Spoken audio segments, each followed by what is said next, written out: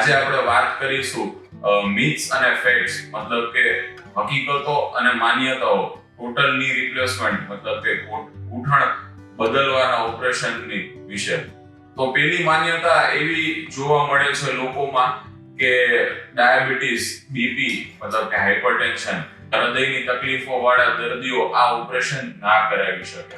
જ્યારે હકીકત સત્ય એ છે કે આ પ્રકારના દર્દીઓ હવે સેફ પ્રેક્ટિસ સાથે બિલકુલ ચિંતા વગર ઓછા જોખમ સાથે આ ઓપરેશન કરાવી શકે છે.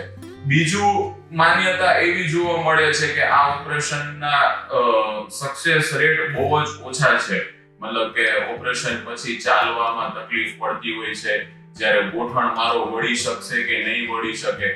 તો હકીકત એ છે કે હવે મોડર્ન બધી ટેકનિક સાથે, મોડર્ન ટેકનોલોજી સાથે દર્દી ઓપરેશનના બીજા દિવસથી સંપૂર્ણ રીતે ચાલી શકે છે.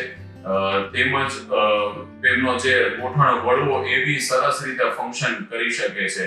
ખુરશી ઉપરથી બેસવું, ઉઠવું, ટોયલેટમાંથી બેસવું, ઉઠવું, સીડી દાદરા ચડવા ઉતરવા, એ બધું એકદમ નોર્મલ દુખાવા વગર ઓપરેશન પછી કરી શકતા હોય છે દર્દીઓ. તો આ બે બાબતો આપણે ખાસ ધ્યાનમાં રાખવી, અને કોઈ બી ગોઠણની તકલીફ વાળા દર્દીઓએ ખાસ એમના ડોક્ટરે જો સલાહ આપેલ હોય તો એ રીતે આપણે બિલકુલ સફળતા રીતે, બહુ જ સક્સેસફુલ રીતે આ ટોટલની રિપ્લેસમેન્ટ, મતલબ કે ગોઠણનું ઓપરેશન કરી શકીએ.